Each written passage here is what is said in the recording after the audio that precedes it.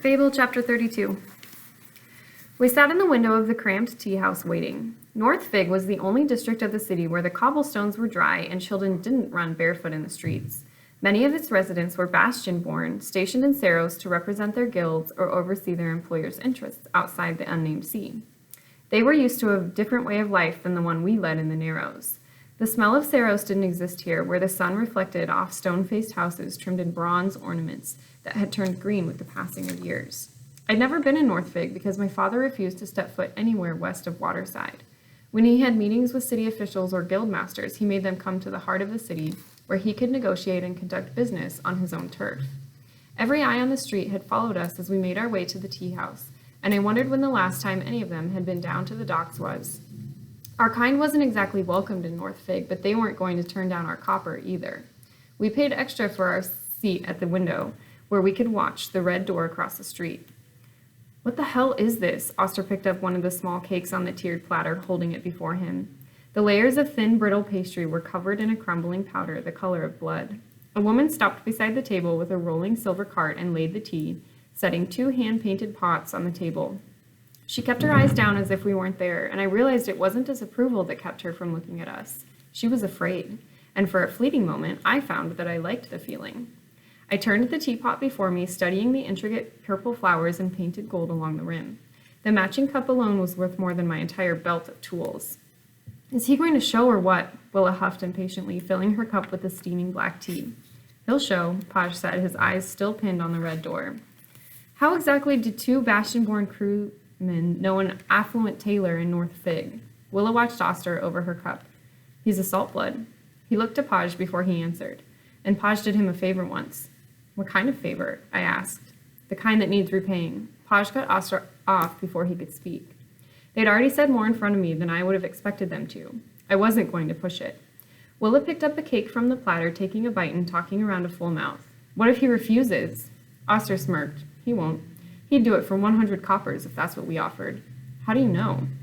Because he hasn't made a set of sales in years. He'll jump at the chance. I leaned back in my chair. Then why aren't we offering him 100 coppers instead of 800? We'll pay him 100 for the sales, and 700 for his silence, Oster said. Willa laughed. Saltbloods don't stick together then, huh? Here we go. Podge stood leaning into the window as a man with a white mustache and a speckled scarf appeared across the street, a bundle of packages in his arms. He fumbled with his pockets until he found a key and unlocked the door, pushing inside. I finished my tea as the others stood, and Oster opened the door for me, Podge at my side as we stepped out into the sunlight. He looked up and down the street before he gave me a nod, and we moved together, crossing in lockstep. But there was no going unnoticed in North Fig for a ship crew. Our leathered skin, sun-streaked hair, and worn clothes gave us away. A woman leaned out her window in the next building, watching us with a scowl on her face. Everyone else on the street stared as we stopped in front of the tailor's door. Podge lifted the latch, letting it swing open, and we went up the steps. Inside, the walls of the small shop were painted the palest shade of lavender, bolts of fabric in every color lining the shelves. One moment, a voice called out from the back. Podge took a seat in the armchair beside the window where a 3-fold mirror stood in the corner to catch the good light. Beside it, a tray of crystal decanters filled with amber liquid sat on a small table, and Podge unstopped one of them, filling a little etched glass before he brought it to his lips and took a sharp sip. I reached up, touching the fraying edge of unrolled white silk, dotted with tiny yellow flowers, curling my fingers into my fist when I realized how dirty my hand looked next to it. Footsteps trailed toward us, and Oster leaned on the counter with both elbows, waiting. The man rounded the corner, stopping short when he saw Willa, but his eyes widened when he caught sight of Podge. The scarf around his neck was tied into a neat bow, his white mustache curled up at both ends with wax. What do you think you're doing here? His thick accent unraveled the end of each word. I thought you'd be happy to see me, Leo. Podge smiled. He huffed. My customers will not be happy when word gets around that a bunch of urchins were in my shop. If you remember, it was an urchin who saved your ass back in Bastion. You wouldn't have this fancy shop if it weren't for me, Podge said, tipping his head back to empty his glass. Leo went to the window, pulling the lace curtains closed, before he pulled a pipe and a small round tin from his apron. We watched in silence as he filled the chamber with crushed mullein leaves, and he lit them, puffing until the white smoke was pouring from his lips. Isn't it dangerous to wear that? Oster looked at the ring on Leo's middle finger. It was a merchant's ring set with carnelian. I looked around the shop again, confused. If he was a sailmaker, why was he running a tailor shop? Worried about me? I'm touched. Leo spread his fingers before him, eyeing the stone, and when I looked closer, I saw the seal of Bastian imprinted into the silver. So he was a sailmaker, but he hadn't been given a merchant's ring by the guild in Saros. We need a set of sails, Oster said simply. Leo's mustache twitched. I'm not supposed to make sails, you know that. That doesn't mean you won't. His eyes squinted. Why not go to one of the sail lofts on the other side of the city? Paj refilled his glass. We did. They won't do it. So you found a bit of trouble.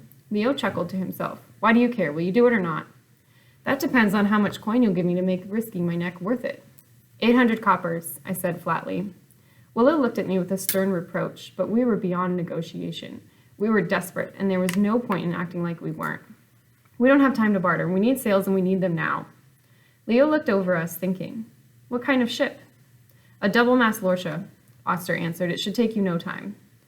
This wouldn't be the lorcha that had its sails slashed 2 days ago, would it? A twinkle lit in Leo's eye. Willa glared at him. How fast can you have them done? I watched him think. If he was caught making sails without a merchant's ring from the Saros Sailmakers Guild, he was as good as dead. And if he wasn't hurting for coin if he worked in North Fig. And he wasn't hurting for coin if he worked in North Fig. If he did it, it was because he wanted to, not because he needed anything from us. 2 days. He smiled, the pipe clenched in his white teeth. And how are you going to make them in 2 days? Paj cocked his head to one side. The light coming through the window shadowed his face, painting his skin ink black. Leo shrugged. I have people. Well, they better know how to keep their mouths shut. I untied both leather purses from my hips and tossed them to him. There's 200. You'll get another 2 when the sails are finished, and the last 4 when they're strung up. Deal. Willa took a step closer to him. You don't deliver, and I don't need to tell you what we'll do to you. His smile faltered a little. I said I'd do it. Paj stood, setting down his empty glass. I think we can call it even then. Leo nodded, opening the door. It's about time. We filed back out into the street, the weight of the coin now missing from my belt, and Paj and Willa walked ahead of us as Oster and I followed. What did Paj do for him? I asked, speaking low so only Oster could hear me. He checked to see if Paj was listening before he answered. Paj crewed a ship out of Bastian before we came to the Narrows. Their trade route ended in Saros, and he smuggled Leo into the cargo when he needed to disappear. Disappear from Bastian? He nodded. So he was a sailmaker in Bastian. Not just any sailmaker, he was Holland's sailmaker. I stopped mid-stride, gaping at him. Holland was the same trader Willa said had it out for Zola. The same trader whose coin controlled the gem trade. He fell out of her good graces. It was leave Bastian without a trace or meet whatever end Holland had planned for him, Oster said.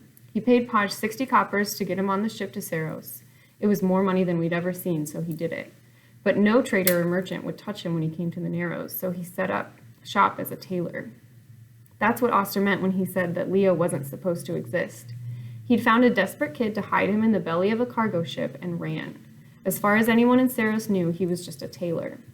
So you've been with Paj a long time, I said, looking ahead. He knew my meaning. I wasn't just asking how long they'd known each other. I was asking how long they'd loved each other. A crooked smile twisted on his lips, his eyes meeting mine for a moment before he nodded. But then his hand absently went to the sleeve of his shirt, tugging it down over the tattoo on his arm, and a shadow passed over his face. The two intertwined snakes collided together. Two intertwined snakes coiled together, each eating the other's tail. It was the kind of mark that had meaning, and the symbol was one of infinity, forever. But as far as I knew, Paj didn't have one. The crew knows about you two? They're the only ones. And now I knew too. That's a long time to keep a secret, he shrugged. You know how it is. It's dangerous for people to know. The thought made me happy before it made me sad. The idea that you could find love in this world the way Saint and Isolde had, even if you had to keep it hidden to protect the one you loved. When I was alone on Jabal, I'd thought many times that love was no more than folklore, and that my mother had only been able to give it flesh and bone because she wasn't like the rest of us. She was mythic, otherworldly. Isolde seemed connected up to the sea in a way that no one else was, as if she belonged beneath the surface of it, instead of up here with us. But in the next breath, I thought of West. I hadn't spoken to him since I shook his hand, agreeing to his conditions for taking me on. I dredged for the marigold, but I was to keep my distance. West said that Saint taught him everything he knew. That's why he was dealing in debts and running side trade, pocketing from the ledgers and dumping men in crates to the sea. There was a certain amount of darkness it took to live this life. Saint had always told me that, but I didn't really learn it until Jabal. I'd done plenty of wicked things to survive on the island, but I couldn't find it in me to feel badly about any of them. It was the way of things. Maybe that made me more like my father than I wanted to admit. And though West had said again and again that he didn't do favors and that he didn't take chances, he'd done both, over and over, for me.